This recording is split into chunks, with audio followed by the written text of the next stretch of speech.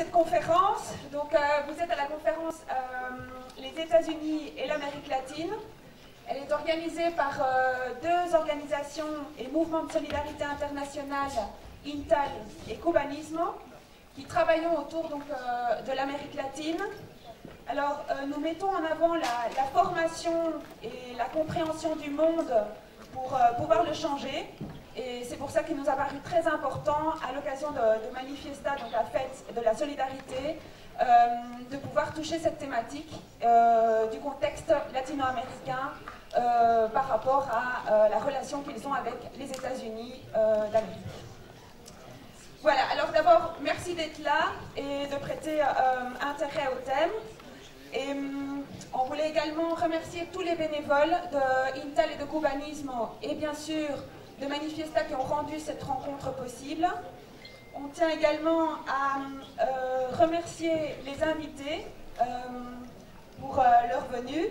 Et nous tenions également à saluer la présidente démocratiquement élue du Brésil, Dilma Rousseff, que nous avions invitée pour cette conférence, mais qui malheureusement n'a pas pu faire le déplacement puisque son pays fait face à une crise démocratique historique depuis la dictature militaire.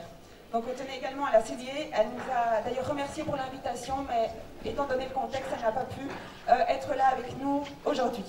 Alors, mais nous avons évidemment des invités de marque aujourd'hui. Nous avons Aleida Guevara, qui nous fait l'honneur d'être là cette année également à Manifiesta. Alors, Aleida Guevara est la fille de Che Guevara, le symbole de la révolution cubaine, et également figure des luttes contre l'injustice.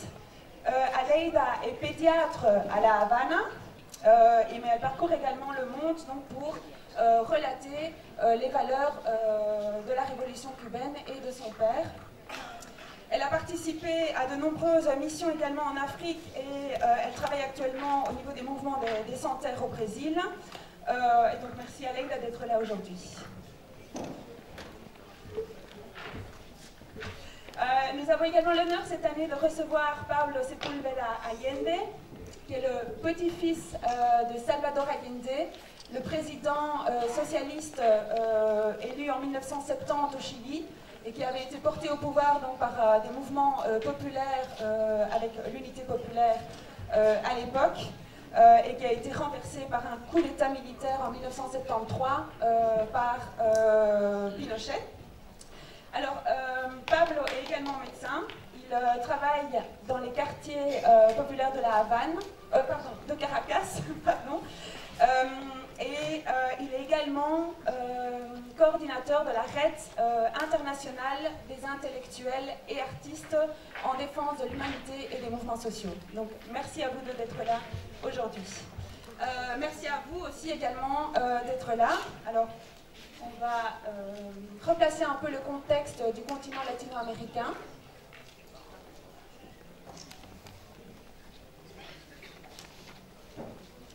Et se poser un peu la question de est-ce qu'il y a eu un changement avec la venue de Trump au pouvoir. On sait que depuis l'ascension de Trump, il y a eu plusieurs modifications de la position des États-Unis sur des dossiers très importants, comme le climat, comme l'accord nucléaire avec l'Iran, comme la confrontation avec la Corée du Nord, mais également évidemment le soutien inconditionnel des États-Unis vis-à-vis d'Israël. Alors, qu'en est-il de l'Amérique latine? Est-ce qu'il y a une continuité? Est-ce qu'il y a un changement par rapport à ce qu'on avait connu par le passé? On espère évidemment pouvoir y répondre aujourd'hui. Pour replacer un peu le contexte, on sait que depuis leur indépendance avec les puissances coloniales européennes, l'Amérique latine est devenue, selon l'expression, l'arrière-cour des États-Unis. En fait, il s'agissait d'une zone vitale pour le grand voisin du Nord, une zone vitale pour leur intérêt économique.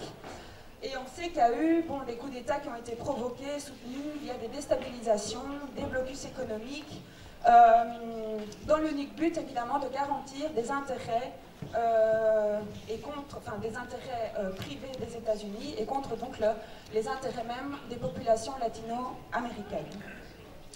Alors, pendant et après la dictature, les dictatures en Amérique latine, le néolibéralisme s'était très très fortement implanté en Amérique latine, avec des politiques d'austérité budgétaire qui touchaient en premier lieu les populations les plus démunies du continent.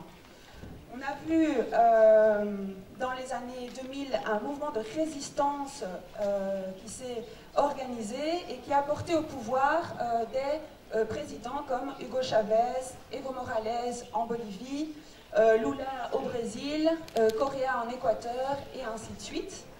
Et cette vague de gouvernements progressistes a orienté sa politique vers les 99% en finançant justement des missions, enfin des politiques sociales tournées vers l'éducation, la santé, la lutte contre la pauvreté, ce qui a été d'ailleurs reconnu au niveau des instances internationales comme l'ONU. Alors maintenant, évidemment, toute cette vague a suscité des réactions extrêmement offensives de la part des États-Unis. Et on a eu, avec la révélation des câbles Wikileaks, toute une série de preuves de l'ingérence des États-Unis dans les politiques internes de ces gouvernements progressistes, dans le but évidemment de les déstabiliser. Donc voilà, maintenant ça c'est un peu le contexte dans lequel on est actuellement. On va maintenant procéder évidemment à ce que pensent nos orateurs sur le continent. Et donc la première question, c'est, Aleida et Pablo, comment est-ce que vous évaluez le rôle des États-Unis dans la région, de façon générale, et puis plus particulièrement dans vos pays respectifs dans lesquels vous pratiquez votre métier. Aleida, je te cède la parole.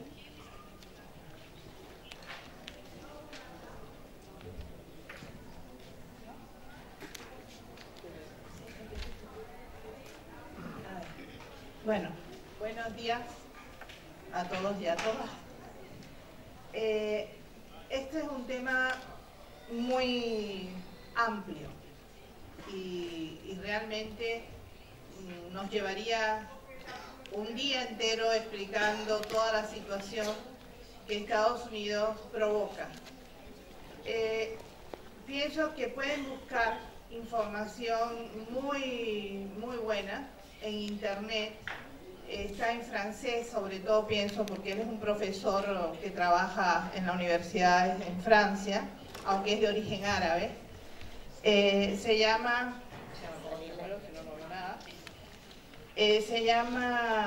Salim Lamrani. Y hay unos escritos muy interesantes donde explica precisamente cómo es esta teoría de Estados Unidos con relación a América Latina. Es decir, no es una cosa de ahora, es una cosa de siempre. ¿Sí? Desde que ellos se liberan de las 13 colonias famosas inglesas, se liberan y comienzan a formarse como Estado, tienen varias doctrinas interesantes. Y una de ellas, por ejemplo, es que ese pueblo que nace pujante, con mucha fuerza, debe conquistar todo el continente latinoamericano. Para ellos, en su mentalidad, ya nosotros deberíamos pertenecerle a las 13 colonias que van formándose como Estado. Y así comienza, por ejemplo, en 1848, si no me equivoco, déjenme rectificar la fecha, 1846 a 1848 hay una guerra primera de Estados Unidos contra México, que les cuesta a México prácticamente la tercera parte de su país. Por eso cuando el presidente Trump habla hoy de hacer un muro, de crear un muro que divida a Estados Unidos de México, yo digo que yo sería capaz de apoyar al presidente Trump e ir a hacer ese muro si lo hiciera realmente en la frontera que le corresponde a México, de verdad. Es decir, todo Texas está dentro del territorio mexicano. Si él hace el muro allí, yo soy capaz de ir a apoyarlo. Pero si no, es imposible, porque ellos le han robado 1/3 de territorio a México desde ese momento. Entonces, fíjense ustedes ¿Desde cuándo viene toda esta política de invasión y de dominio contra nuestros pueblos? Durante muchos años también es cierto que existieron gobiernos en América Latina que le rendían pleitesía a Estados Unidos de Norteamérica y que les permitían entrar y robar nuestras riquezas naturales con tremendo, digamos, desfachatez, porque lo único que le interesaba a estos señores era enriquecerse personalmente y no se preocupaban por nuestros pueblos. Cuando los pueblos latinoamericanos van despertando y van conquistando un mundo diferente, ahí comienza un serio problema. ¿Por qué? Pues la única manera que nuestros pueblos tienen de tener una vida digna, de tener educación gratuita, de tener salud gratuita a beneficio de todo el pueblo, es siendo dueño de lo que producimos. Y ahí viene el conflicto con Estados Unidos. Pongamos un ejemplo sencillo de entender. La mayor parte de las calles de Washington hoy están asfaltadas con petróleo de Estados Unidos, de Venezuela. Estados Unidos es el primer productor de petróleo en el mundo prácticamente, pero eso lo tiene de reserva estratégica, no la utiliza, sino que busca esas cosas que se van gastando, las van buscando de otros pueblos, de otros países del mundo. ¿Y cuánto gastaba ellos en comprar el petróleo venezolano, por ejemplo? ¿Cuánto gastaba? Pues un barril de petróleo venezolano le costaba a Estados Unidos entre 5 a 7 dólares el barril. Casi era más costoso producirlo que vendérselo a los gringos. Y claro, ellos eran dueños entonces de todo eso y podían hacer lo que quisieran con ese petróleo. Cuando llega la revolución bolivariana a Venezuela, con Chávez al frente, por primera vez se nacionaliza el petróleo venezolano. Y la riqueza de ese petróleo va a ser implicada en el desarrollo social y cultural del pueblo. Por primera vez los venezolanos van a ser dueños de lo que producen. Ahí comienza el problema con Estados Unidos. Ahí comienza a manipular la información en todo el mundo contra Venezuela. ¿Por qué? Porque se han tocado sus intereses económicos. Lo mismo pasó con Cuba. Cuba no tenía grandes recursos naturales, pero somos el cuarto reservorio prácticamente de níquel en el mundo. Ellos son productores de níquel, pero igual siempre están acostumbrados a sacar esos recursos que son consumidos de otras partes del mundo y los suyos los mantiene de estrategia. Y hizo una fábrica en Cuba cuando éramos neocolonia de ellos espectacular. Todavía existe la fábrica en la región de Moa. Saca el níquel de nuestras tierras. ¿Y cómo era el negocio de ellos? Bueno, para que el níquel tenga un buen precio en el mercado internacional, tiene que tener una pureza de un 96% aproximadamente. ¿Qué hacían los yanquis? Hicieron la fábrica de primer mundo, con una tecnología espectacular, pero el níquel salía con una impureza de un 85-86%. Por tanto, nadie nos los compraba en el mundo, nadie. Solamente quien compraba ese níquel, Estados Unidos. Pero ¿qué se llevaba gratuitamente? ¿Qué es lo que le da la impureza al níquel? El hierro y el cobalto. Así que se llevaban gratuitamente dos minerales estratégicos. Era un negocio redondo. Cuando llega la Revolución Cubana, se les acaba ese negocio y comienzan entonces todos los conflictos, porque Cuba está demostrando que se puede vivir de otra manera. Y eso es suficiente para que comiencen todas las actividades agresivas contra Cuba. Esa es la política que ha llevado siempre. Pueden leer toda esta información, está a su disposición, muy bien explicada, con 3 grandes doctrinas que hemos escrito en la historia latinoamericana desde el siglo XIX hasta el presente. Más adelante les voy a contar un poco sobre eso. Disculpa, el nombre del profesor estaba profesor Salim. Salim.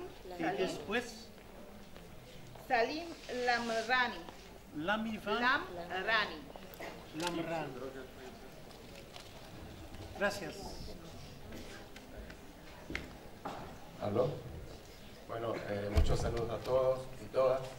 Muchas gracias por la invitación a este festival. Y bueno, siguiendo un poco lo que ha dicho la compañera Leida, bueno, sí, el papel de Estados Unidos históricamente ha sido fatal para Latinoamérica. Digamos, para hacer un poco de historia, Simón Bolívar, que es el que independizó gran parte de Latinoamérica, que quería grande desde el río Bravo, desde la frontera de México con Estados Unidos hasta el extremo sur, la Patagonia, una sola gran nación. Dijo, ya visualizó desde esa época, hay una frase famosa de él que dice: Estados Unidos parece destinado a plagar la América de miseria en nombre de la libertad. Ya desde ese momento Estados Unidos estaba haciendo injerencia en nuestros países, como recordaba a Leida. Se robaron la mitad del territorio mexicano, Texas, Arizona, Nuevo México, son 5 estados. En California había mucho oro, en Texas el petróleo, en fin. Después de las independencias de América Latina, de Europa, de España, de las colonias, bueno, Latinoamérica conquistó su independencia política, pero económicamente siguió dependiendo de las metrópolis, Estados Unidos y Europa. Y siempre había movimientos de emancipación que querían pues avanzar para garantizar al pueblo mejores condiciones de vida. Va a ser más o menos ir sintetizando. En los años 60, bueno, triunfa la Revolución Cubana y marca un hito, que es también lo que muchos llamaron la segunda independencia. O sea, la lucha por la segunda independencia, que es la independencia económica. Y bueno, la reacción de Estados Unidos ante el surgimiento de muchos movimientos en medio de la Guerra Fría, que decirlo, muchos movimientos de emancipación, de liberación, de izquierda, que buscaban el socialismo, pues bueno, fueron aplastados de forma, bueno, el terrorismo de Estado, las dictaduras, y los ejemplos pues los tenemos, el mismo Chile, con el golpe de Estado de Pinochet, y toda Latinoamérica hubo dictaduras, excepto en México y Venezuela, no hubieron dictaduras, pero en el resto, bueno, fue así y hubieron cientos de miles de muertos. Centroamérica creo que aporta la mayor parte de muertos, entre Guatemala, cientos de miles de desaparecidos y asesinados, en Honduras también, bueno, toda Centroamérica fue eso. Triunfa luego la Revolución Sandinista en el año 79, Estados Unidos organiza la contra, financiando a la contra, o sea, a los movimientos armados que querían combatir, derrocar al sandinismo en los años 80, termina hasta siendo, eso fue comprobado por el Congreso norteamericano y todo, financiado con el dinero de los narcotraficantes. O sea, Estados Unidos le compraba cocaína, grandes toneladas a narcotraficantes, y bueno, la repartían en su propio pueblo, para envenenar a su propio pueblo, en los guetos, sobre todo de afroamericanos, y con eso financiaban la contra nicaragüense. Después, bueno, avanzado un poco más hacia los 80, a los años 80, digamos que con las dictaduras todavía se mantenían. Después cae el campo socialista, finales de los años 90 y principio de los años 90, y empieza a instalarse el neoliberalismo, que es, bueno, un capitalismo un poco más bastante más salvaje también, que lo que hace es que empieza a privatizar todo, ya los servicios sociales, el agua, todo lo que, la sanidad, todo lo que se consideran derechos sociales, y están en la Carta de las Naciones Unidas de los Derechos Humanos como los derechos sociales y culturales, derechos sociales, económicos y culturales, empiezan a ser una mercancía, a ser privatizados. Entonces en los años 90 vemos cómo se instala en América Latina y en Europa también, como ya no está la competencia, digamos, del campo socialista, donde Occidente, Europa mantenía un estado de bienestar donde garantizaba ciertas mejorías hacia los obreros para que no lucharan y se afiliaran hacia el socialismo.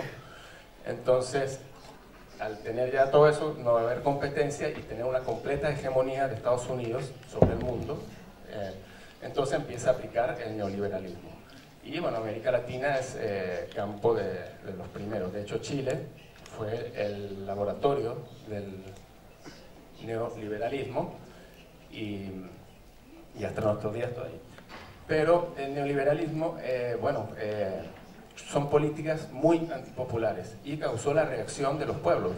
Entonces pasa que ya empieza a finales del siglo XX, con la elección de Hugo Chávez, inicia lo que se llama el ciclo de gobiernos progresistas y de izquierda en América Latina. Empieza Hugo Chávez, bueno, Cuba siempre se mantuvo y fue el faro de esperanza y de resistencia de toda América Latina, siempre. Fue y es. Entonces, pero después, bueno, surge el comandante Chávez, al año 2002 viene Lula, después Evo Morales, Correa, Néstor Kirchner, Lula da Silva, y empiezan a tener políticas de independencia y de integración, es decir, de cooperación entre los países, y se crea el ALBA, que es la Alianza Bolivariana para las Américas, de intercambio solidario, complementario entre los pueblos. La inicia Venezuela con Cuba, después se suma Ecuador, se suma Bolivia, muchas islas del Caribe, Nicaragua, y después surge la UNASUR, que es también la Unión Política de toda América del Sur.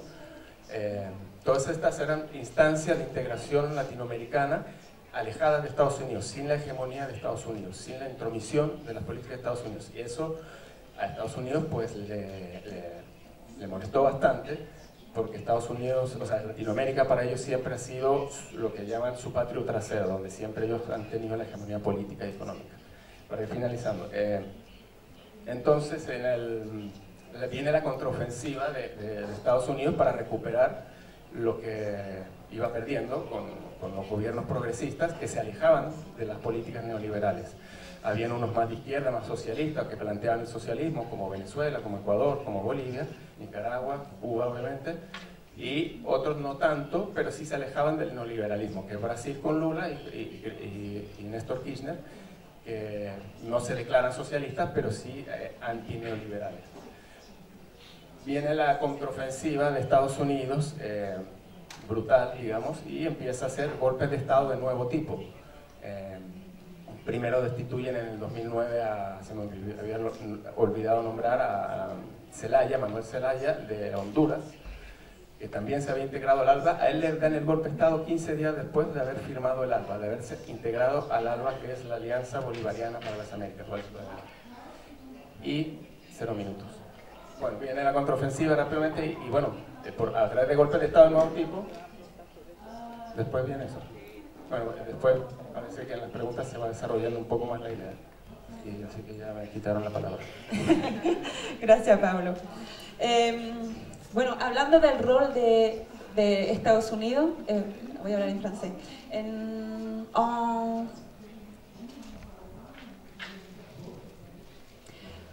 2014, 33 pays latino-américains s'étaient déclarés zone de paix du continent.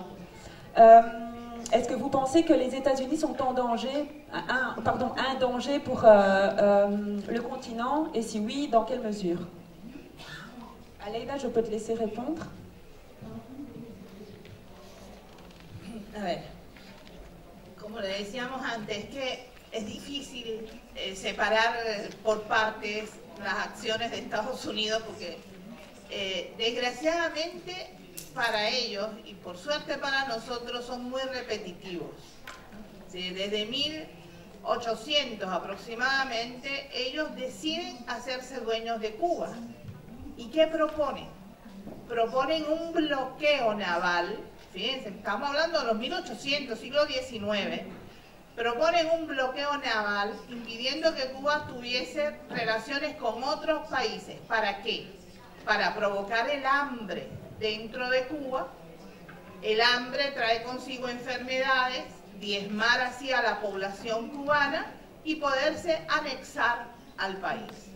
Es la teoría explicada por uno de los generales de la Marina de Estados Unidos para anexarse a Cuba.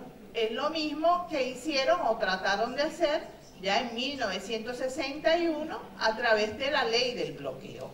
Exactamente esa es su postura. Es decir, ellos han evolucionado mucho desde el punto de vista de la tecnología, pero la mentalidad sigue siendo la misma. Nos siguen considerando indios con taparrabos y negros con levita. Y lo que no saben es que nosotros nos sentimos muy orgullosos de tener esa mezcla de pueblos y de culturas. Y nos hace sentir que somos realmente pueblos que podemos ser independientes y que tenemos la necesidad de ser independientes. Pero eso no lo logran entender. Es muy difícil para Estados Unidos entender estas situaciones. Hemos intentado explicársela, fíjense, no queda por parte de nosotros porque hemos intentado explicársela varias veces, pero parece que no logran darse cuenta de que no son seres humanos superiormente dotados, sino que son seres humanos iguales que nosotros, con la única diferencia quizás que los pueblos nuestros han seguido desarrollando su nivel cultural y se han fortalecido desde ese punto de vista, porque hemos tenido hombres como nuestro José Martí, que decía en el siglo XIX que para que un pueblo sea realmente libre, tiene que ser un pueblo culto, para que nadie lo manipule, nadie lo engañe, nadie lo utilice. Y en eso hemos ido trabajando todos estos años de revolución. Hemos ido aumentando paulatinamente el nivel cultural de nuestro pueblo. Cuando surge, por ejemplo, el momento de la Revolución Bolivariana en Venezuela, comienza el ALBA, que es la alternativa bolivariana, pero también es el amanecer de nuestros pueblos. Y ese tipo de unidad es la que nosotros hoy necesitamos, no solamente para unirnos económicamente, sino para poderle dar a nuestros pueblos la posibilidad de elección real. ¿Cómo es esto?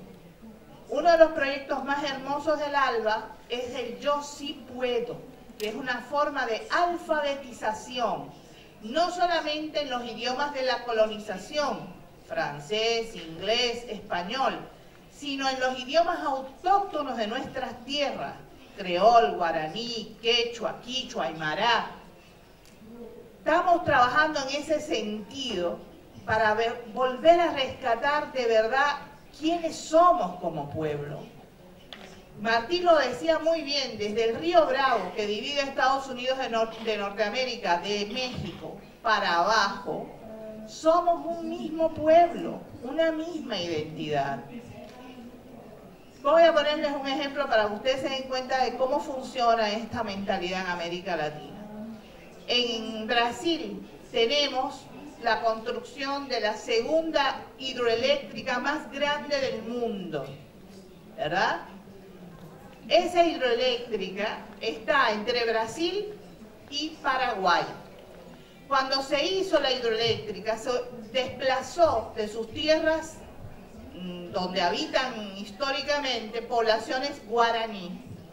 Pero como estaba Lula ya en el poder, el presidente Lula dijo que había que darle nuevas tierras a estos indígenas desplazados. Y los brasileros habían desplazado 20 familias de guaraní, prepararon tierra para devolvérsela a esos 20 familiares, a esas 20 familias. Y cuando fueron, que yo llegaba en ese momento, había más de 200 familias guaraní. Ellos me dijeron, mire doctora, usted es que se lleva bien con los indígenas, a ver si habla con ellos, porque eran 20 familias, ahora hay 200. Porque Paraguay no tenía la misma política, no le fue a dar tierra a los que habían desplazado ellos. Y le dije, pero usted está equivocado. Es decir, esto no es tierra ni de Paraguay ni de Brasil, esto es tierra guaraní. Por tanto, como es tierra guaraní, ellos no reconocen frontera. Esta es su tierra. Entonces ustedes tienen que darle la tierra a las 200 familias, no cabe otra, no hay otra. Ese tipo de situación es la que nosotros vamos aprendiendo poco a poco a reconocer en nuestras tierras. Mire, una de las cosas que más me molesta hoy a mí en la actualidad es la división entre Chile y Bolivia. Dos países hermanos con historias comunes. Chile le impide la salida al mar a Bolivia por un cachito de tierra. ¿Ustedes saben cuántos kilómetros de mar tiene Chile? Es todo el país. Todo el país a lo largo tiene mar. Y un pedacito de mar que le tendría que dar a Bolivia para su salida, eso implica un conflicto internacional entre dos pueblos latinoamericanos.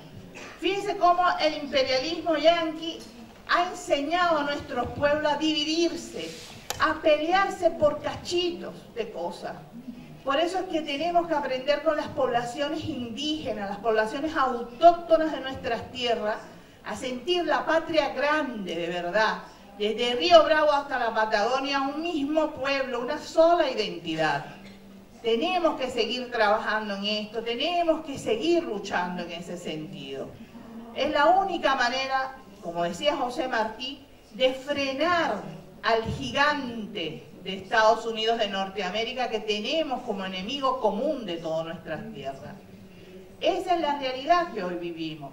Ellos no van a permitir otra Cuba, lo dijeron hace mucho tiempo, y con Venezuela lo están demostrando. Están intentando por todos los medios acabar con el proceso bolivariano en Venezuela. ¿Por qué? ¿Por qué esa tensión contra Venezuela? Por el único hecho de que han demostrado que sí podemos vivir de otra manera.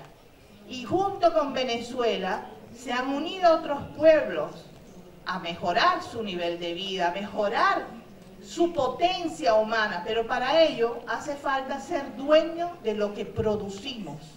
Y en ese instante se perjudican los intereses económicos de Estados Unidos de Norteamérica. Por eso sigue siendo todavía hoy un peligro para la integridad latinoamericana.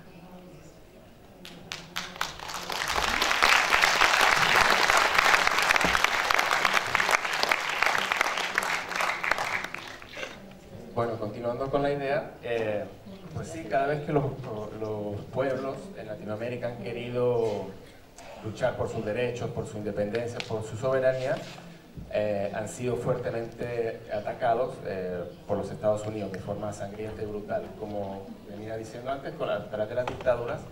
Y ahora, cuando hay un nuevo resurgir de este sentimiento latinoamericano de soberanía, de independencia y de integración, que comienza con la elección del comandante Hugo Chávez, como decíamos, pues viene a la arremetida que Estados Unidos empieza para evitar esto. O sea, y entonces actualmente América Latina es un territorio en disputa entre el intento de Estados Unidos de retomar la hegemonía política y económica y de los pueblos que avanzaron mucho en eso y que ahora están en resistencia. Ha habido una contraofensiva donde también varios de estos gobiernos que nombramos del llamado ciclo progresista y de izquierda, bueno, han sido derrotados de forma ilegal, de golpe de Estado nuevo tipo, ¿no? Como nombramos a Honduras, después Dilma Rousseff en Brasil, en Ecuador lo que hubo una infiltración donde Lenín Moreno ha traicionado todo el legado de la revolución ciudadana que se venía dando y se ha aliado totalmente con los Estados Unidos y con políticas, ha retomado nuevamente las políticas neoliberales. Y por eso el ataque, como decía Aleida, hacia Venezuela, porque Venezuela en este sentido, en este nuevo resurgir de las luchas que se da desde el final del siglo XX y el comienzo del XXI, Venezuela fue el epicentro, o sea, fue donde comenzaron a través del comandante Chávez y pues se replicaron en otros países estos movimientos.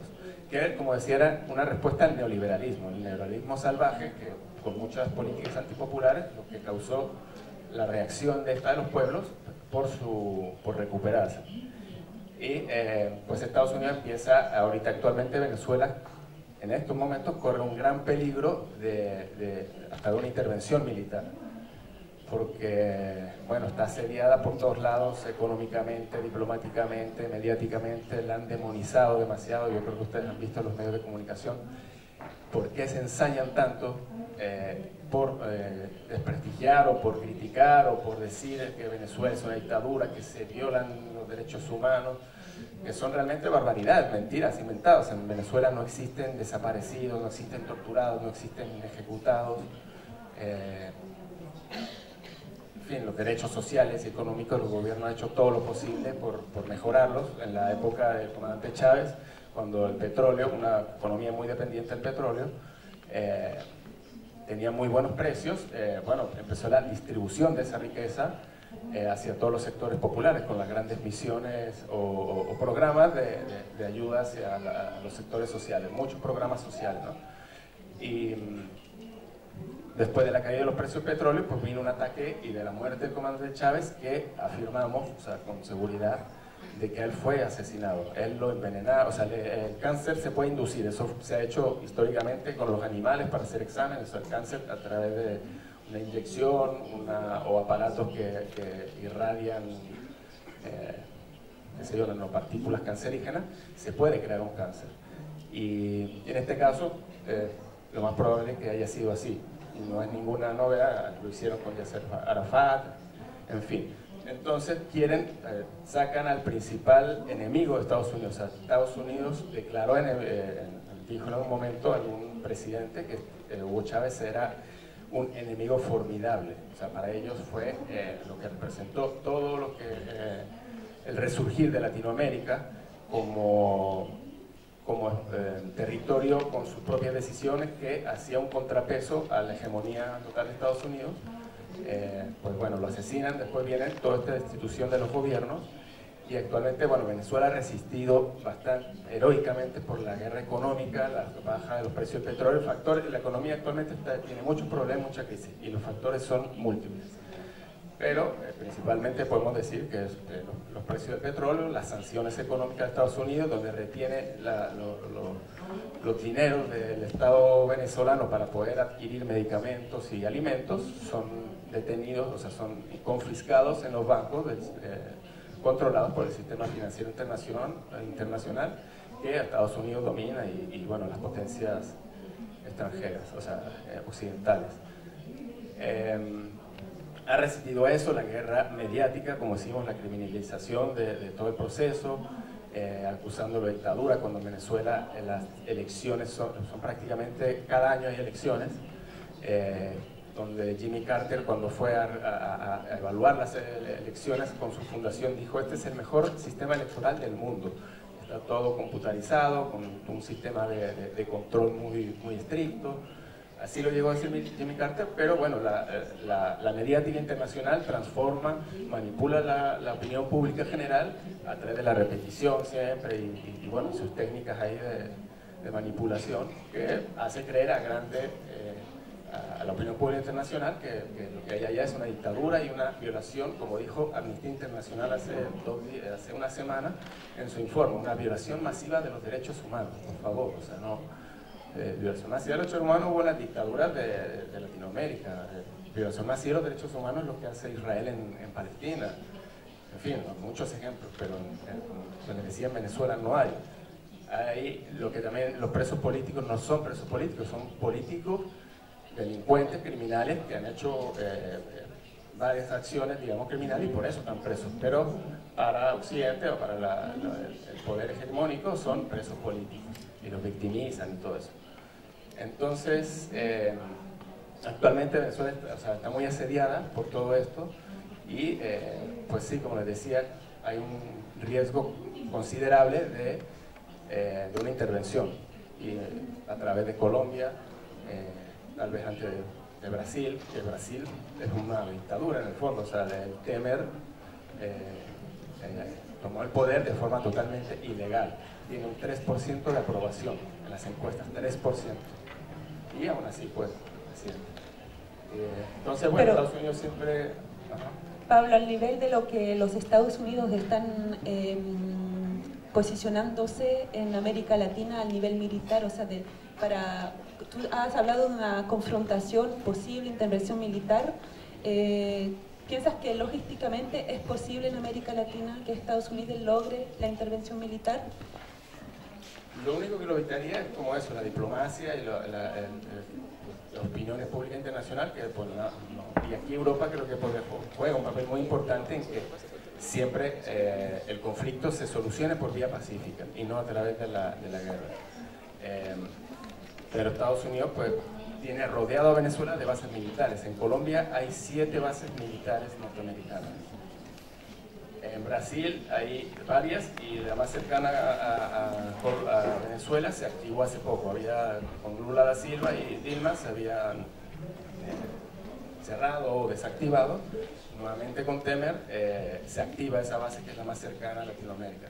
Por el norte está Aruba, que pertenece todavía es colonia de Holanda, y ahí hay bases militares. Eso está, no sé, a 100 kilómetros, menos de 100 kilómetros de la frontera marítima con Venezuela.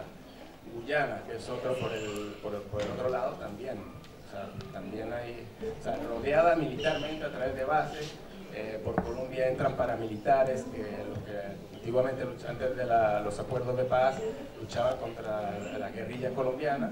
Pues ahora lo que hacen es cruzar la frontera y en Venezuela pues no es que dominen, pero están muy infiltrados en los sectores de la frontera, manejan muchos negocios, es una economía criminal con los paramilitares.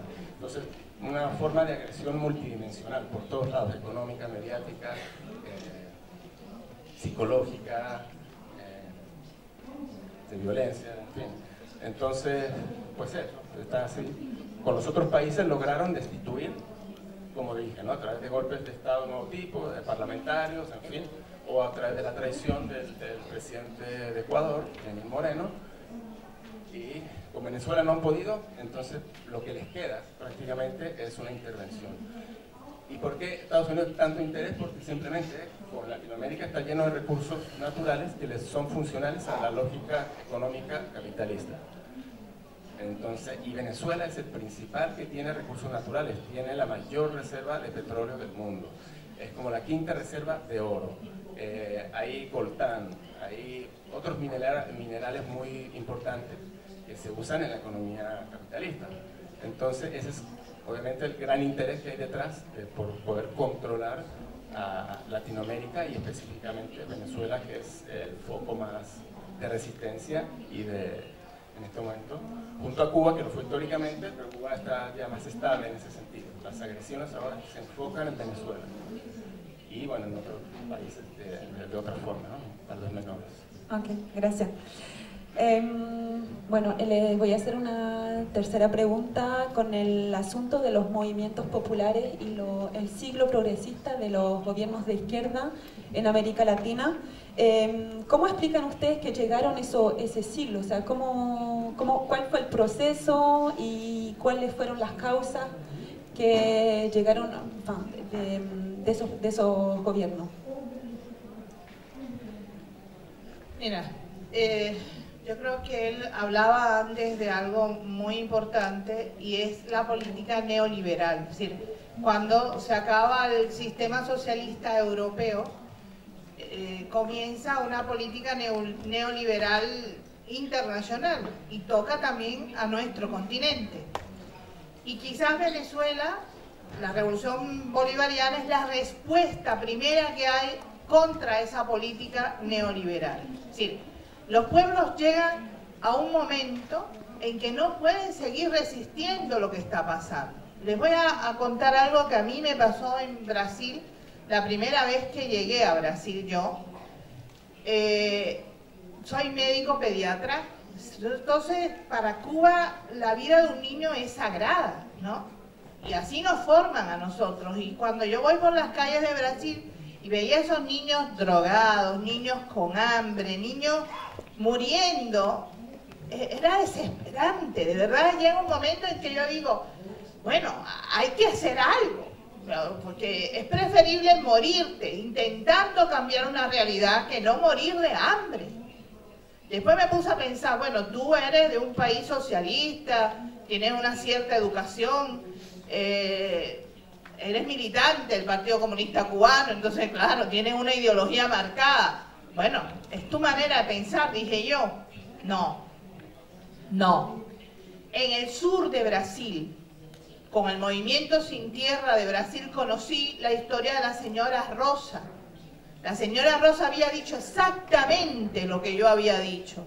No era comunista, no tenía un segundo grado de educación escolar, pero era madre igual que yo. Y en ese sentido esa señora reaccionó. Ella dijo, es preferible morir intentando darle alimento a mis hijos que no verlos morir de hambre. Y eso hizo. La señora Rosa murió defendiendo un pedazo de tierra para darle comida a sus hijos. Entonces, llega un momento en que los pueblos tienen que decidir qué vamos a hacer. ¿Vamos a continuar aceptando todo lo que nos está ocurriendo o vamos a intentar cambiar esa realidad? ¿Cuál es la decisión? Es una decisión que tiene que tomarse en pueblo, en colectivo, para tener fuerza realmente para cambiar esa realidad. Tuvimos la suerte de tener esa Venezuela con ese Chávez al frente, con ese pueblo deseoso de cambio, de necesidad de ser dueño de lo que producía, y comienza así un cambio en toda nuestra América.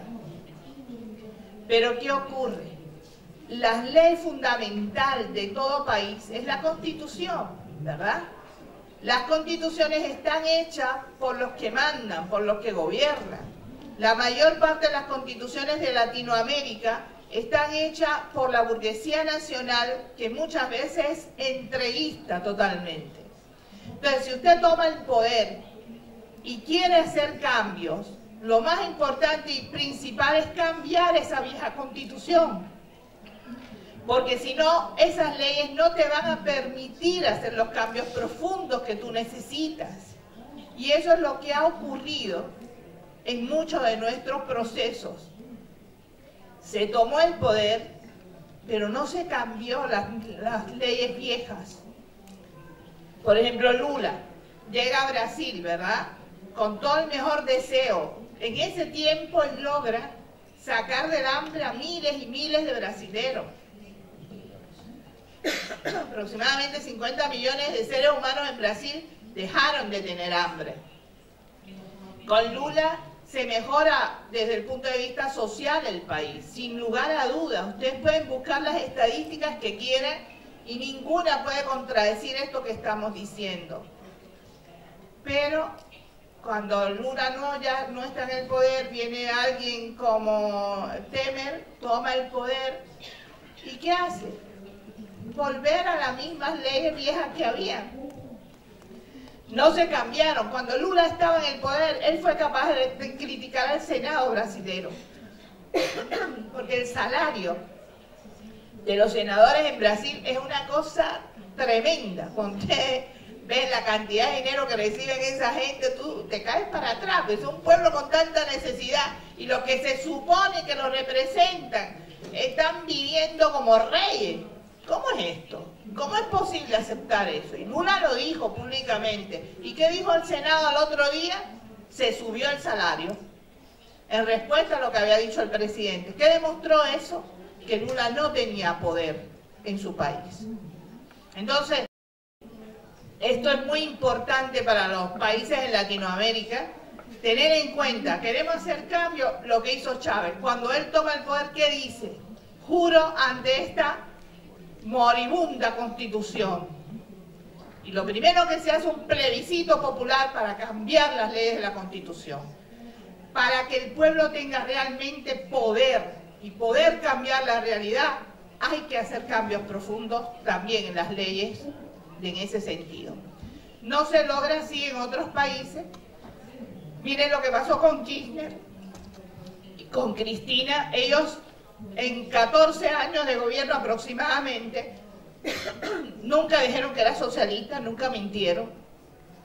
Los Kirchner son dueños de hoteles en el sur del país, es decir, son capitalistas, pero son nacionalistas. Y reintegraron al país miles y miles de situaciones que habían sido robadas, usurpadas por la política neoliberal. Eso es cierto también. Llega Macri al poder elegido por el pueblo, porque esto sí fue así, fue elegido por el pueblo. No por la mayoría absoluta, pero sí una mínima mayoría. Fue suficiente 14 días de gobierno del señor Macri para tirar abajo 14 años de gobierno de los Kirchner. ¿Por qué? Porque no se tocaron las leyes profundas del país. No se hicieron cambios profundos para poder sostener esos cambios hasta las últimas consecuencias. Esas son enseñanzas también para nosotros.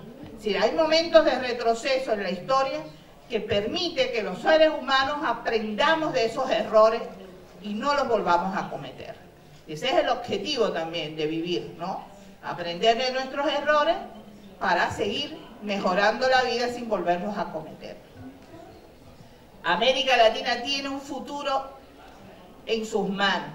Nuestros pueblos han tocado cómo se vive de otra manera. Nuestros pueblos han sentido la solidaridad del ALBA, por ejemplo. Saben de qué estamos hablando. Entonces van a luchar por las cosas que ya han tenido y que tienen. Y esa es la esperanza también para todos nosotros. Esa América que va creciendo, que va aprendiendo y que se va haciendo más fuerte paulatinamente como pueblos. Uno de los ejemplos para mí más importantes de lo que estoy diciendo es el movimiento Sin Tierra en Brasil. Yo les digo sinceramente que un movimiento social de base, campesinos, humildes, y en primer momento querían conquistar tierra, porque tierra era suficiente para darle alimento a sus hijos. Ahora ya no. Ahora cuando tú hablas con campesinos del movimiento Sin Tierra te dicen, no, que la tierra no es propiedad ni mía, ni tuya, es colectiva. La tierra es de todos nosotros. De la manera, ha evolucionado la manera de pensar. Y eso es interesante en un movimiento social. Han logrado cooperativas de trabajo que ya quisiera por un día de fiesta tenerlas yo en Cuba. De verdad se lo digo sinceramente. Una cosa espectacular. Entonces el movimiento Sin Tierra ha demostrado que sí podemos cambiar la realidad. Sí podemos hacerla, pero nos hace falta también la solidaridad. Porque este mismo que estamos viviendo ahora, por ejemplo, Lula en prisión. ¿Qué significa Lula en prisión? ¿Ah? ¿Pudo haber cometido algún error? Bueno, es posible. Todos los seres humanos podemos equivocarnos. Eso es posible. Pero ¿con qué dignidad, con qué moral van a juzgar a Lula gente que son de verdad ladrones, asesinos, corruptos? ¿Con qué moral van a juzgar al presidente? ¿Con cuál? Eso no existe. No tienen moral para hacerlo, no tienen ningún principio para hacerlo. Entonces por eso es inadmisible aceptar esa situación y por eso es que necesitamos de la solidaridad de todos los hombres y mujeres honestos del mundo. Levantar nuestras voces para decir basta, basta de manipular las informaciones, basta de utilizar el poder para hacerle daño a otro ser humano, basta. Pero tenemos que ser todos juntos. Yo no sé si ustedes han podido leer a un poeta nuestro, latinoamericano, que hace un poema muy hermoso que se llama La Masa, pero él dice en un momento determinado, hay un poema de él que dice que hay un cadáver que está muriendo. Y vienen 2, 3 hombres y el cadáver sigue muriendo. Y vienen miles de hombres y mujeres y el cadáver sigue muriendo. Pero vino la humanidad y el cadáver se levantó y comenzó a andar. Y eso es lo que nos hace falta, esa unidad de solidaridad con nuestros pueblos. Y eso esperamos de ustedes.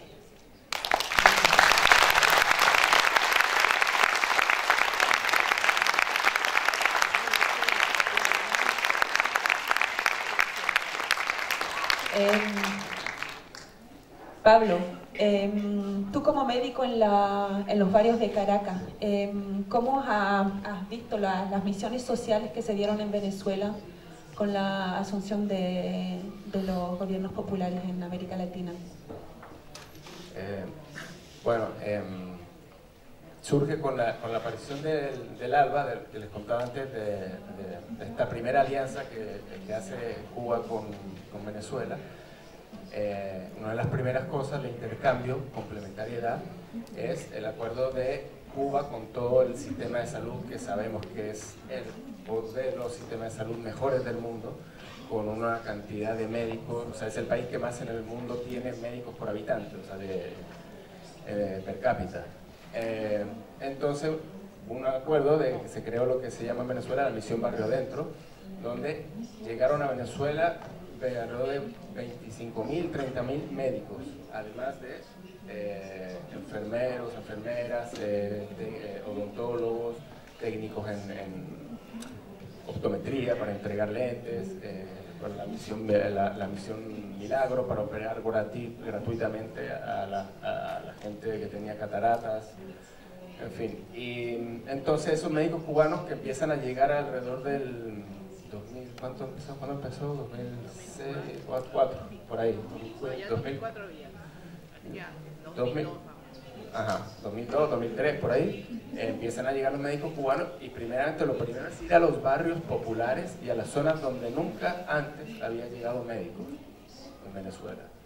En las montañas, en los cerros, en las selvas, en la ciudad, como decía, en las grandes ciudades, en los sectores populares, y va progresando el sistema de salud. Después ya se construye más infraestructura, se crean los CDI, que son Centros de Diagnóstico Integral, que son como pequeños policlínicos también distribuidos estratégicamente en los lugares más necesitados, dotados de equipamiento, donde te hacen laboratorio, radiografía, ¿cómo se llama? Bueno, otros análisis, y hay especialistas en traumatología, especialistas en terapia intensiva, y no son hospitales, sino que son un poco como policlínicos más pequeños. Y va creciendo la misión Barrio Adentro, y pues bueno, es entregar, digamos, una cobertura mucho mayor de la que había de salud al pueblo, ¿no? ¿A cambio de qué? Venezuela, ¿qué tenía para dar? ¿Cuál es su potencial? Pues bueno, petróleo. Entregó petróleo a cambio de capital humano, como diríamos. Capital humano en la lógica capitalista, llamarlo así. Pero ese es el intercambio, eso es el primer gran intercambio, creo que del ALBA. Entonces, pues sí, la cobertura sanitaria, bastantes índices de salud mejoraron muchísimo en Venezuela durante los 10 primeros años. Hasta el 2013, 2014, después de la crisis económica. Obviamente en cualquier país que hay una crisis económica tan fuerte, pues muchos índices pueden ir bajando. Pero, ¿qué se ve ahora? O sea, actualmente con la guerra económica, con la situación económica y el bloqueo, las sanciones económicas, ha hecho que el acceso a los medicamentos que Venezuela adquiría en el mercado internacional, porque nunca llegó a desarrollar una industria farmacéutica propia fuerte, digamos, como la cubana o como otros países que sí tienen una industria farmacéutica grande. Entonces, pues se les ha impedido el acceso a la compra de estos medicamentos. Eso, pues, obviamente perjudica bastante la adecuada atención sanitaria. Entonces, respondiendo a la pregunta, pues, en términos de salud, grandes avances.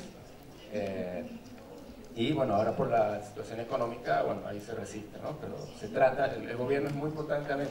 Una crisis económica de este tipo, el gobierno aún así, el menor ingreso que tiene, o lo poco que ingresa por el petróleo, por otros medios, lo invierte en el pueblo, digamos, lo que llaman en el capitalismo el gasto social, lo que nosotros llamaríamos la inversión social más bien.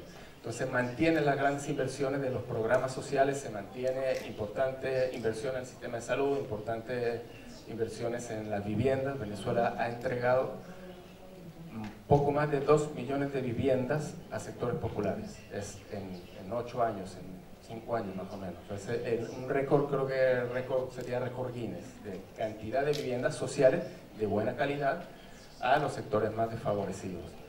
Eso no se paró por la crisis económica, la inversión siguió. La lógica capitalista o neoliberal que te dice hay crisis económica, ajuste, ya no hay más gasto. Aquí todo lo contrario. Entonces, eso con el sistema de salud. Gracias. Ahora, dentro de estos últimos años, se pudo constatar una ofensiva, un asalto de la derecha en el continente latinoamericano. ¿Cómo lo explican ustedes? Bueno, eso ya lo hemos ido hablando, ¿no? Durante todo este rato, de que el gobierno de Estados Unidos no va a permitir esto fácilmente. Es decir, ¿qué tiene Chile, por ejemplo? Cobre, riquezas naturales. Cuando Salvador Allende, ¿qué fue lo que ocurrió? ¿Cuál fue el problema de Salvador Allende en ese sentido? Que intentó nacionalizar lo que es del pueblo, para el pueblo. Y eso fue suficiente para que el gobierno de Estados Unidos reaccionara como lo hizo. Si ustedes ven en la historia las cosas que ocurrieron en Chile en aquella época y los ven hoy en Venezuela, van a ver que es más o menos el mismo tipo de accionar. Es muy parecido. Bueno, ahora con medios más modernos, por supuesto, de comunicación y que más rápido llegan a la gente, pero es la misma cosa que usaron en Chile. Es decir, cuando ustedes están leyendo, están buscando información con relación al continente latinoamericano, ustedes se van dando cuenta de que es muy importante cuando la prensa internacional toca a un gobierno, la toma contra un gobierno. Ahí hay que ponerse a pensar, ¿qué estará haciendo de bueno este gobierno con el pueblo para que la prensa internacional lo maltrate de esa forma? Es importante, mira, hay cosas que son importantes de verdad tener en cuenta. Uno, no podemos juzgar una realidad que no conocemos. Eso es un principio importante para todos. Segundo, la información que nos llega de esos lugares casi nunca es real, casi siempre está manipulada. Entonces es muy difícil para la persona que no vive esa realidad tener idea de lo que está realmente pasando si nada más tiene ese tipo de información. No es creíble. Tenemos que buscar métodos para informarnos mejor. Venezuela logra un proyecto de televisión interesantísimo, porque por primera vez en la historia de nuestros países tenemos información de primera mano, por ejemplo, del mundo árabe. Nosotros a lo mejor tenemos más información que ustedes de lo que está ocurriendo hoy en Siria, porque hay corresponsales allí viendo las cosas continuamente, informándonos en la televisión que creó Venezuela para toda Latinoamérica, Telesur. Eso es importante para las personas, tener la información de primera mano y lo más real posible, para uno poder entender qué es lo que está ocurriendo en esas partes del mundo. Por ejemplo, cuando ustedes oyeron en las noticias que Colombia había entrado a la OTAN, no se cayeron de fondillo, no se fueron para atrás, porque ¿qué hace Colombia metida en la OTAN? A ver, ¿qué pinta Colombia en la OTAN? Si ustedes ven los rostros de los militares estadounidenses que están hoy en Afganistán, en Irak, en toda esa zona, se van a dar cuenta que no son gringos. La mayoría de ellos, por lo menos los militares simples, los que no tienen rango de oficiales, esos son latinoamericanos, muchos de ellos, o afro-latinoamericanos, o afroestadounidenses. Esa es la carne de cañón que ponen. Entonces, gobiernos como los que tiene hoy Colombia entregan a su pueblo a esas cosas. No, entonces el gobierno colombiano es bárbaro, es buenísimo, no hay crítica contra Colombia. Matan todos los días dirigentes de nuestros pueblos allí en Colombia. Son asesinados vilmente, nadie critica eso. No hay ningún tipo de explosión en la gran prensa internacional contra el genocidio que hay hoy en Colombia. ¿Qué está pasando? Uno tiene que preguntarse eso, ¿verdad? ¿Por qué no se tocan a esos gobiernos? ¿Qué pasó? Eso sí es justicia, eso sí son derechos humanos, eso sí. Ahora, que hayan médicos cubanos, por ejemplo, combatiendo el ébola, que hayan médicos cubanos en medio de la nada tratando de salvar vidas de hombres y mujeres, eso no es importante. Eso no es importante, eso no dice nada de un pueblo, ¿no? Eso no es noticia para la prensa internacional.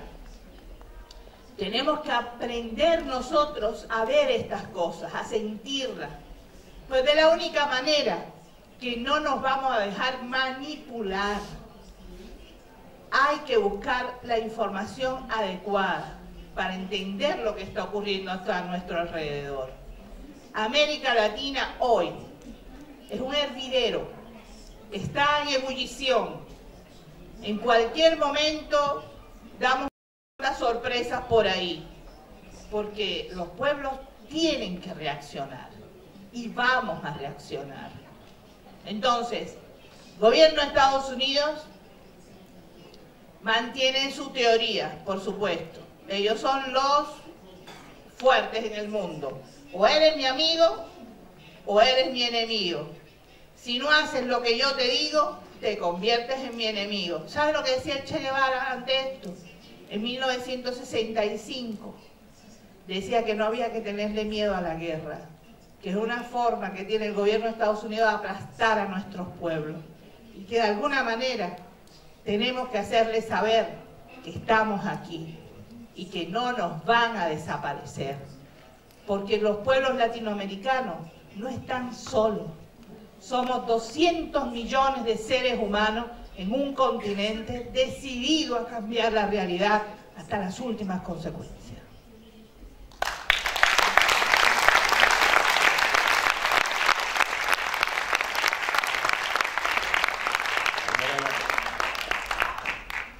El asalto de la derecha en el continente latinoamericano. Ajá. Hace poco, en estos días, recorriendo Bruselas, por un día turístico del partido de ustedes, Marc, nos decía que una frase que dijo Carlos Marx aquí en Bélgica, que es como único, como yo apoyaría el libre mercado solo apoyaría el libre mercado y el libre comercio porque acelera la revolución. Es decir, cuando empezó el sistema neoliberal salvaje en los 90, vino la reacción de los pueblos. Y entonces, recordemos que, ya dijimos que empezó con Hugo Chávez, que vino de la raíz del Caracazo, que es la explosión social de 1989 en Caracas. Digamos que Ecuador surge, que Correa es elegido después de también manifestaciones masivas que un año pasaron 5 presidentes, algo así.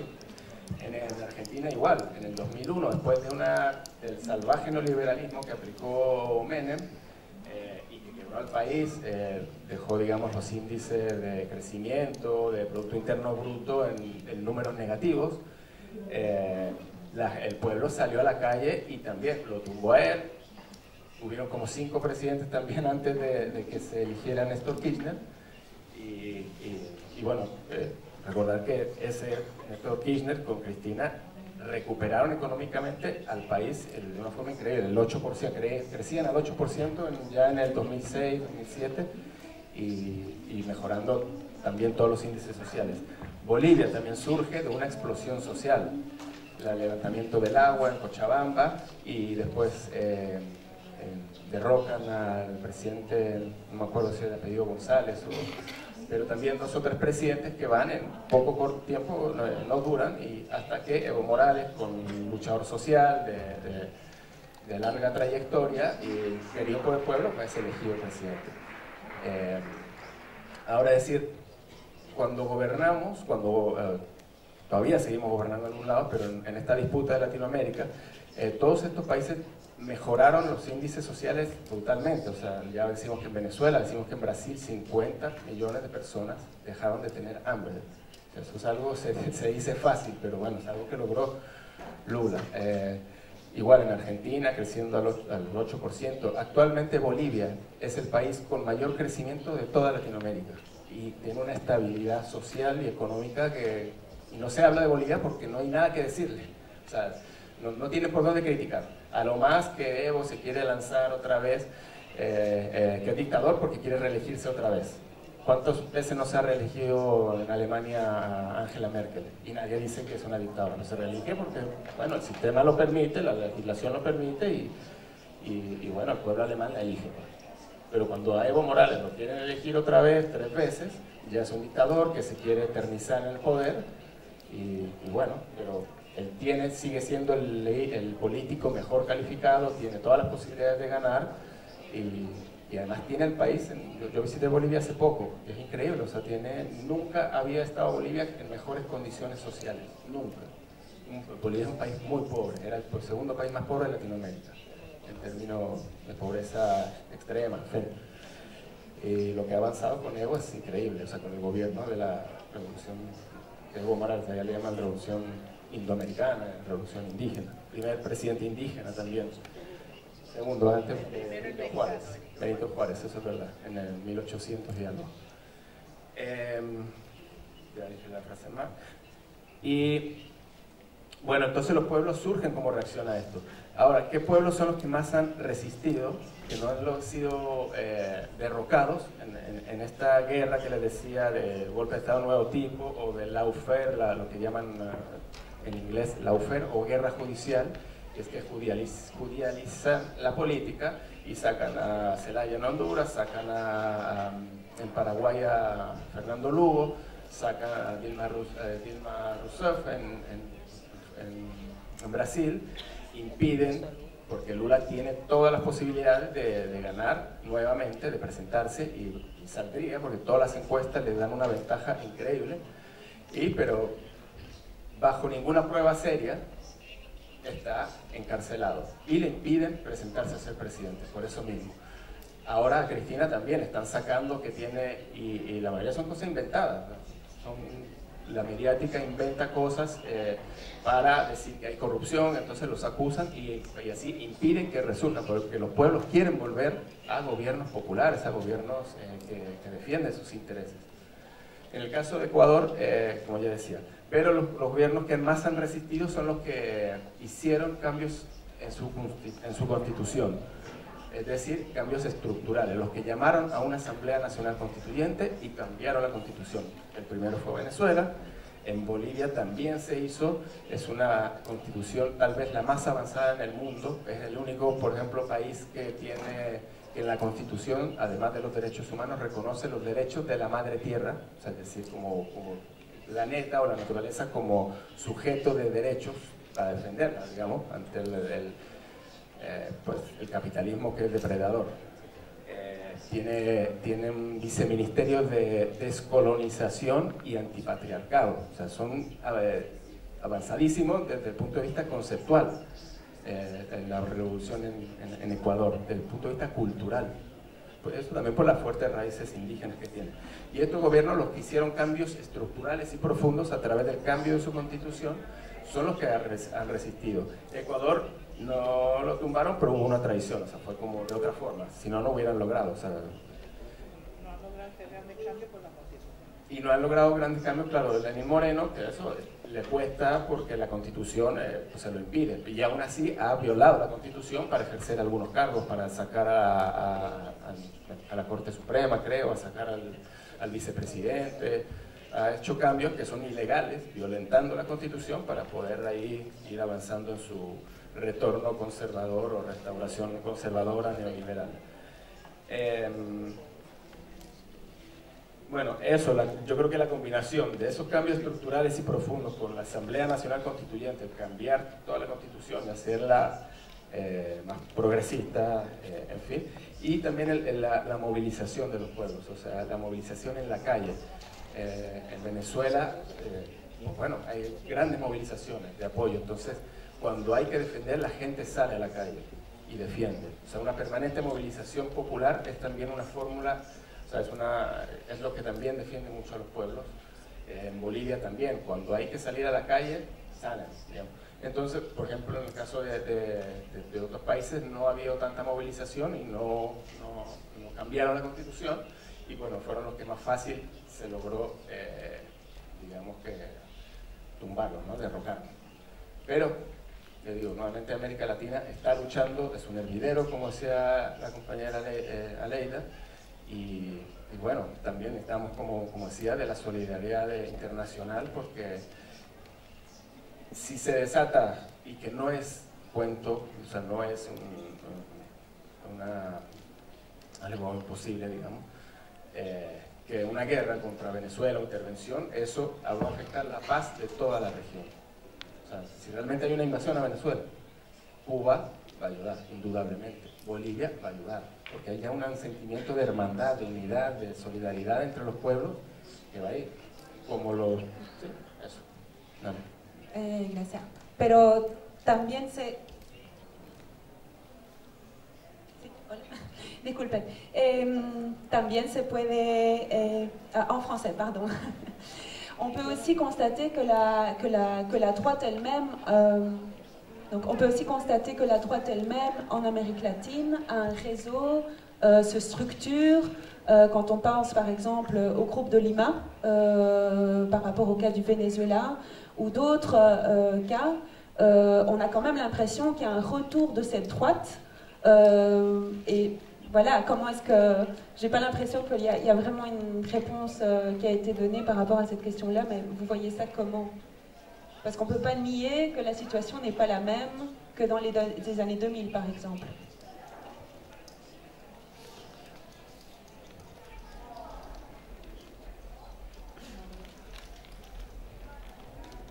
Bueno, es real, ¿no? Es decir, teníamos a los Kirchner, a Lula, a Dilma en el poder en aquella época y los dos gigantes latinoamericanos tirando hacia la izquierda, no que fueran socialistas, pero tirando hacia la izquierda ya era algo muy positivo para el continente. Ahora esto es un retroceso real, es decir, tener un Macri en Argentina en el poder significa para Argentina perder prácticamente todo, peor que Menem, sí. Se está vendiendo el país a pedacitos, una cosa, yo acabo de venir ahora de allá, de trabajar con una brigada médica en una de las regiones más humildes de Argentina, que es Santiago del Estero, y de verdad les digo que la situación de la gente es muy difícil, muy difícil, por eso son todas esas manifestaciones que ustedes ven que ocurren continuamente, porque no pueden más. Es decir, Macri está llevando la situación a extremos. Se dijo en Argentina que nunca más se iba a permitir un desaparecido. Ya hay desaparecidos nuevamente, pero no solamente eso, sino que hay compañeros en prisión sin ninguna justificación, como Milagros, por ejemplo, la compañera Milagros, que es una compañera de movimientos indígenas, de movimientos sociales en el norte del país, está presa desde que Macri llegó al poder y está presa sin una sola justificación legal, sin una sola, no han podido demostrarle algo y está presa. Y así está ocurriendo con varios compañeros, es decir, la situación es difícil para Argentina y el pueblo tiene que reaccionar, no queda otra. En Brasil ustedes lo están viendo también, hay continuamente campañas de miles y miles de brasileros en las calles pidiendo por Lula, pidiendo el derecho a que sea liberado porque está injustamente encarcelado también. Es decir, hay toda una serie de manifestaciones que muestran que el pueblo se está moviendo. Y se está moviendo porque fue lo que dijimos antes, ya vivieron de otra manera, ya vieron que es posible cambiar esa realidad. Entonces, ahora no es esta cuestión de que te decían antes, eso te cae del cielo y así hay que aceptarlo. No, ya la gente no cree eso, ya la gente vio que hay otra manera de vivir. Entonces, por supuesto que van a luchar por lo que ya tienen y saben que se puede alcanzar. Pero la situación no es la misma de los años 2000, pero tampoco es la misma de los años 80. Estamos en una situación diferente, pero que no se puede decir de ninguna manera que estemos hacia atrás completamente. Hemos tenido retroceso, pero los pueblos están reaccionando, los pueblos se están dando cuenta de que cuando unen su fuerza, no hay nadie que los pueda frenar. Eso que decía Pablo es real. Si Argentina tiró 5 presidentes uno atrás del otro y fue por movimientos populares. El pueblo tiene fuerza, pero tiene que organizarse para que esa fuerza pueda llegar al lugar donde ellos necesitan. Lo mismo pasa en Brasil. Tiene un ejército armado, corrupto, que es un dolor de cabeza. El ejército brasilero ya en los años 70 desaparece el Partido Comunista Brasilero. Eso ha quedado como apagado en la historia. Fueron hombres y mujeres descuartizados y tirados en la Amazonía brasilera. Y de eso no se habla nunca. Y ese ejército todavía está allí, porque ese ejército no fue cambiado. Está allí. Entonces es peligroso, hay una situación realmente peligrosa para los dirigentes de izquierda en el país.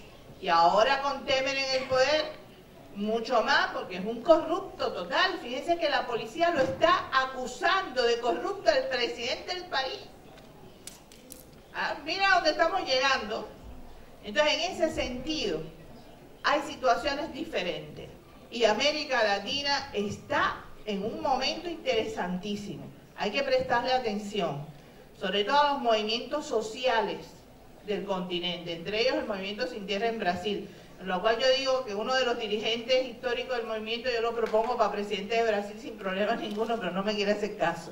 Digo que es la única forma en que yo voy a ayudarlo a la campaña presidencial, pero no me hace caso yo, Pedro Estelí. Es una pena, pero bueno, ¿qué vamos a hacer? Esa es mi propuesta. Entonces, hay situaciones de verdad que les digo que demuestran que nos estamos moviendo, sí, que el tapete ya no es igual, ya no es lo mismo.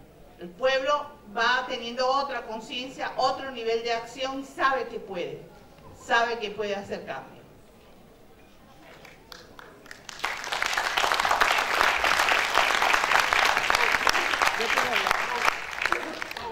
Como decíamos antes, pues sí, había un retroceso de todos estos avances que hubieron con este llamado ciclo progresista y de izquierda del gobierno, pero también había una reacción, porque los pueblos quieren volver a esos gobiernos, a Leida.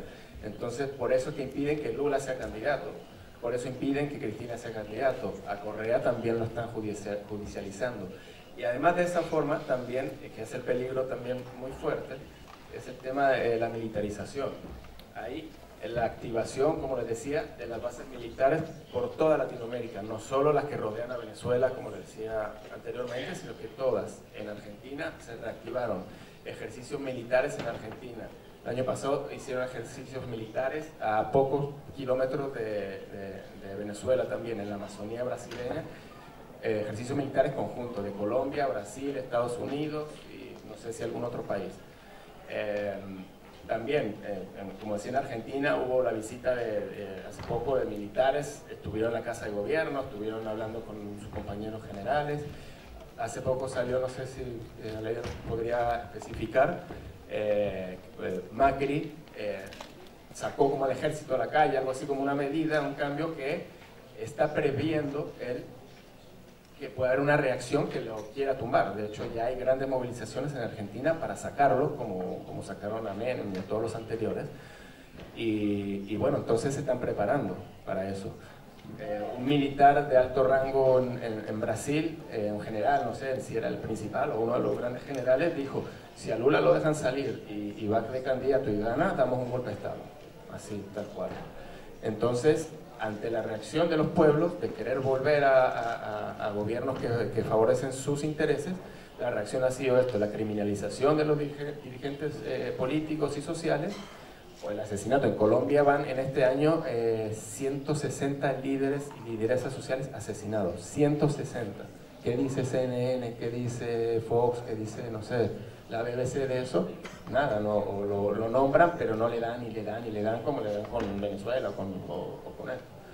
Entonces, pues, ese es el peligro también, de que si no logran contener a los pueblos a través de la judicialización de sus líderes políticos, lo harán como en los años 70, a través de dictaduras o invasiones, y creo que tanto los pueblos latinoamericanos como de aquí de Europa, para estar conscientes para, bueno, establecer lazos de intercambio, de solidaridad.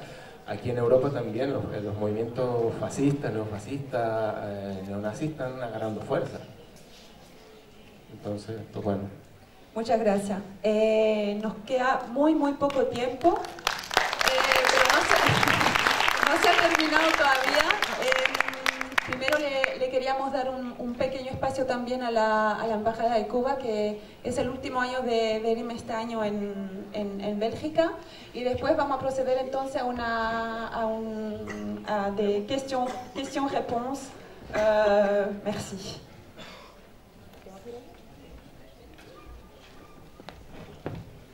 Pero yo no quiero hablar de Cuba, quiero hablar de Venezuela. Sí, gracias.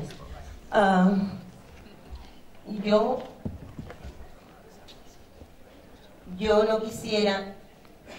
no quiero hablar de Cuba ahora, que sigue asediada, que bajo la política del presidente Trump se ha fortalecido el bloqueo.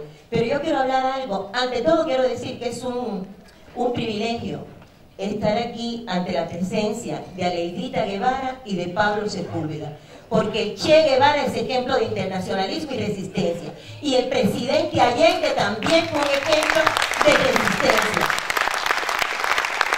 Me honra profundamente estar aquí. Yo quería, sin embargo, yo digo, no quiero hablar de Cuba, soy latinoamericana, y como latinoamericana, como miembro de la humanidad, como ser de este mundo, yo quiero hablar de Venezuela. Se hablaba de la política de Trump, del peligro de intervención, de lo que sucede en diplomacia.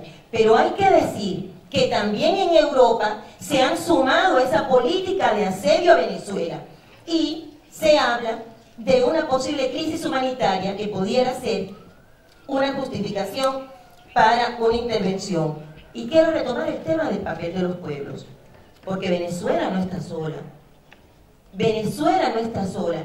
Y yo cuando escucho que algunos tocan el tambor de la guerra, y quiero regresar a una pregunta que tú hacías, si es que la situación es una amenaza para la paz, para la seguridad y para lo que proclamó la CELAC de América Latina como zona de paz, en lo absoluto. Y sin embargo, desde el presidente Obama, él decidió declarar a Venezuela como un peligro para la seguridad de Estados Unidos. No fue por gusto, es para sentar el principio de una posible intervención, pero ojo con eso, porque junto a Venezuela lucharemos muchos.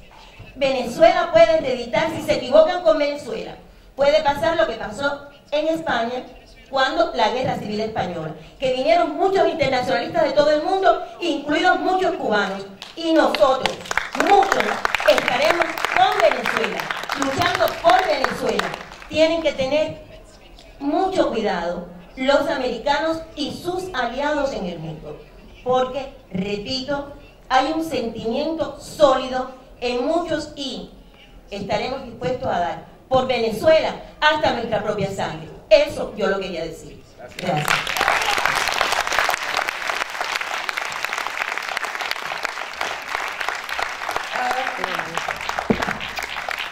Merci beaucoup. Il reste peu de temps pour les questions-réponses, mais on va quand même en prendre 2-3. Donc si vous avez des questions, je vous passe le micro.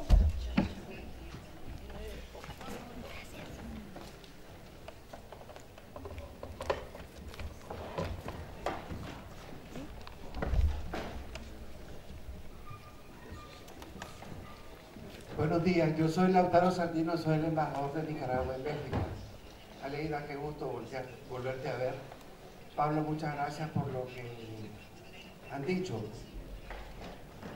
A veces la izquierda como que nos da unos sustos, nos quitan banderas, nos critican, piensan que nosotros estamos traicionando, no sé. Pero yo quería retomar lo que decían ustedes, Aleida y Pablo. Cuando los yanquis se meten con nosotros es porque algo bueno estamos haciendo en favor del pueblo. Venezuela es un ejemplo de resistencia, ha venido cambiando su país, su sociedad Y en Nicaragua también están haciendo lo mismo. No hay soluciones pacíficas cuando te están imponiendo una guerra de los Estados Unidos en contra de nosotros. Lo que hay es justicia y reparación contra los terroristas y los criminales. Es lo que está haciendo Venezuela y es lo que está haciendo Nicaragua. Muchas gracias.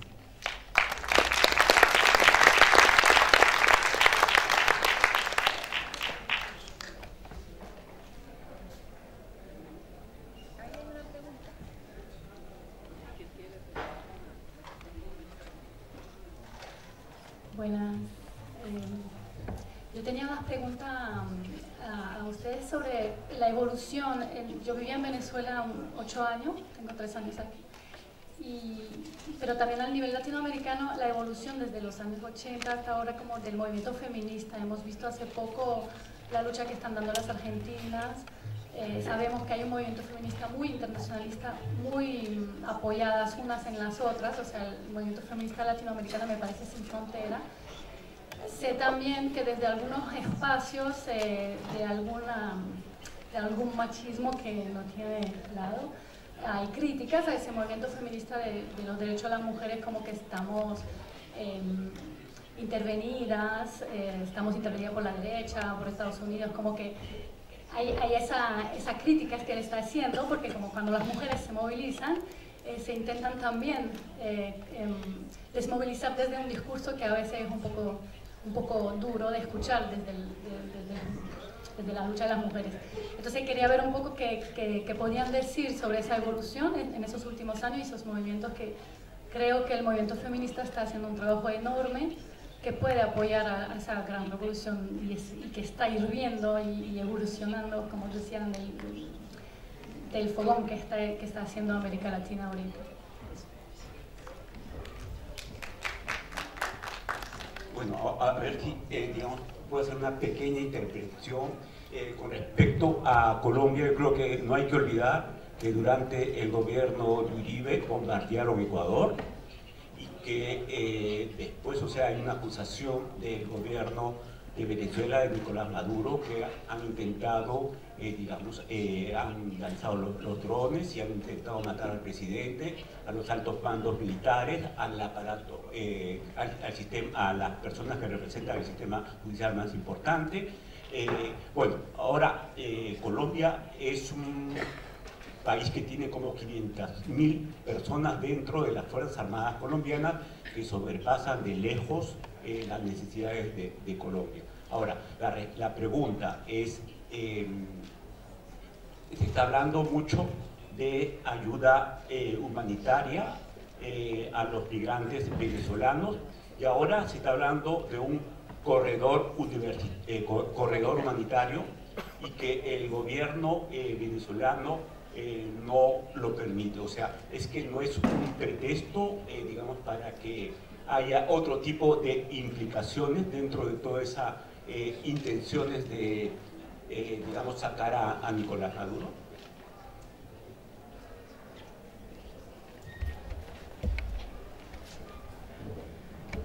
A ver,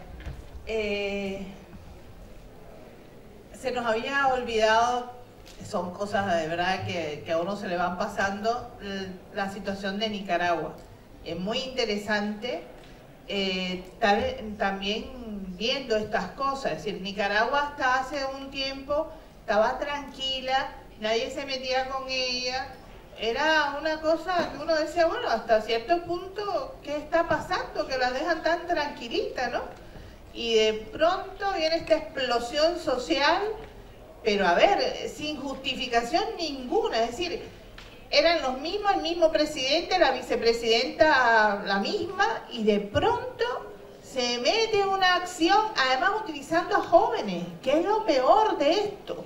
Sí, es la manipulación de parte de la población para una desinformación extraordinaria. Hay un escrito muy interesante que va marcando, es decir, pasó esto en Nicaragua, la prensa dijo tal cosa, pasó esta otra cosa en Nicaragua, la prensa dijo lo otro. Es decir, cómo se va manipulando todo esto hasta que hay una explosión social. Entonces, en ese sentido, es interesante que la gente esté pendiente de esto también. ¿Sí? La situación, la opinión en Europa que he escuchado, estuve hace poco en Barcelona yo, era, oh, pero es que Nicaragua, pero no, claro, imagínate, hay corrupción, hay no sé cuánto, pero ¿de qué están hablando? Si era el mismo gobierno de hace unos meses y no había pasado nada. Entonces, ¿qué pasó? ¿Realmente qué es lo que pasó? Ah, bueno, que ya les molestó. Esa es la cuestión, es que de alguna manera están intentando desestabilizar los países que han tenido durante años un sistema diferente. Y Nicaragua está dentro del ALBA, está dentro de los países que están buscando mejoría para su propio pueblo. Pero acuérdense de esa palabrita, para poder mejorar la situación del pueblo, tenemos que ser dueños de lo que producimos. Eso es simplemente la cuestión. Cada vez que se nacionaliza un producto, cada vez que se lucha por nacionalizar algo en el país, ahí vienen las agresiones de Estados Unidos de una u otra forma. Y eso es simplemente lo que ocurre hoy en Nicaragua también. Ahora, Maduro lo ha dicho públicamente y se ha visto por la televisión. Telesur es interesante observarla. Hay un montón de personas en Venezuela que se fueron de Venezuela por propaganda, igual que se fueron de Cuba en un momento determinado. Ustedes saben, las cosas parecen cuentos de niños chiquitos, pero la gente se lo cree muchas veces porque están acostumbrados a ver una televisión, a leer un diario. ¿Por qué van a pensar que esa gente les va a estar diciendo mentiras? Están acostumbrados a eso. Y de pronto esa televisión y esa radio y ese periódico le dice que Maduro va a mandar niños a Cuba para limpiarles el cerebro. Ya no es la Unión Soviética porque no existe, ahora somos nosotros. Y que van a mandar miles de niños a Cuba para limpiarlos, para cambiarle la manera. ¿Qué es eso? ¿Qué idiotez es esta? Y sin embargo, gente que se la logra creer, fíjense. Y hay, en una situación real, acuérdense las cosas que han ocurrido en Venezuela en los últimos meses, personas en la calle de pronto agarraron muchachos y prenderle fuego vivo. ¿Qué es eso? Pero, a ver, solamente yo les hago un tipo de ejercicio. ¿Ustedes podrían creer en semejante gente que toma a un muchacho y le prende candela? ¿Se puede creer en las personas que son capaces de poner escombros delante de un hospital donde hay niños ingresados y prenderle candela? ¿Se puede creer en ese tipo de ser humano? ¿Se les puede respetar en algún momento? No son ni seres humanos, son bestias, peores que las bestias. Entonces, ¿cómo puedo creer en esa gente? No puedo. Realmente no se puede. Ah, pero ¿qué pasa? Que la prensa internacional no pone los nombres de los verdaderos terroristas, de la verdadera gente que hace ese tipo de acción contra el pueblo.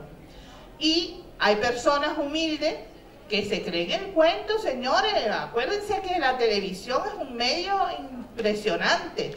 Aquí mismo en Europa, para no ir más lejos, cuando ustedes ven alguna película, algún tipo de situación, y de pronto le dicen, cómprate este carro, cómprate este vestido, tienes que ir a comprarte esta comida. ¿Qué? Usted va y llega a comprarse las cosas, usted va y quiere ir porque se lo están diciendo cada 5 segundos. Entonces se lo llenan la cabeza de esas cosas. Igualito pasa con nosotros en América Latina.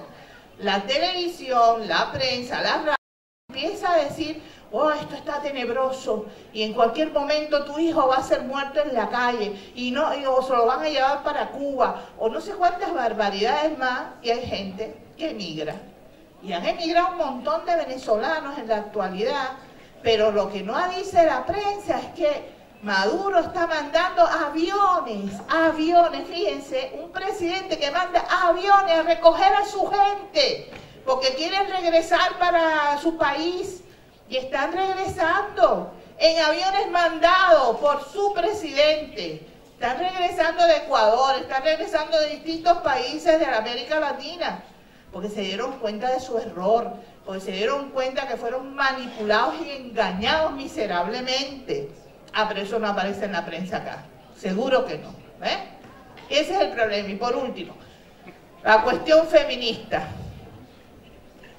Es un movimiento extendido por todo el mundo. De América Latina, por supuesto, tiene parte de ese movimiento. En Argentina, señores, se han vendido mujeres. En Argentina desaparecen mujeres todos los días. En la frontera de Argentina se venden mujeres, la venta de mujeres. En México, en las fronteras de México, también desaparecen todos los días niñas, adolescentes mexicanas, que son vendidas como esclavas sexuales en Estados Unidos o aquí mismo en Europa. Entonces, esas cosas ocurren de verdad. ¿Cómo no va a haber fuerza o movimiento femenino en esos países, en nuestras tierras? Tiene que estar fuerte, tiene que ir al combate. Decía José Martí que un proceso revolucionario que no tenga la participación de la mujer no es fuerte. Tiene que tener la participación activa de la mujer, y eso lo ha demostrado la Revolución Cubana. Las mejores combatientes, las mejores activas de la revolución son mujeres también, y están ahí presentes todos los días de nuestra vida, porque ellas nos han guiado, nos han enseñado a que la tierra es mejor que yo, y sin embargo la piso. A mí no me pisa nadie. Y eso es una de las enseñanzas que nosotros queremos que nuestras mujeres tengan presente. La vida se forja dentro de nosotros. Por tanto, nosotras somos muy importantes para mantener la especie humana. Hay que respetarnos, hay que tenernos en cuenta. Muchas gracias. Merci beaucoup, merci à tous. On n'a malheureusement pas le temps de continuer ce débat passionnant. Mais on vous invite évidemment à prendre le programme parce qu'on a les deux invités sont présents dans d'autres tentes, la tente d'Intal et la tente de Che Presente. Donc n'hésitez pas à venir encore à cette rencontre. On se voit là-bas. Merci beaucoup.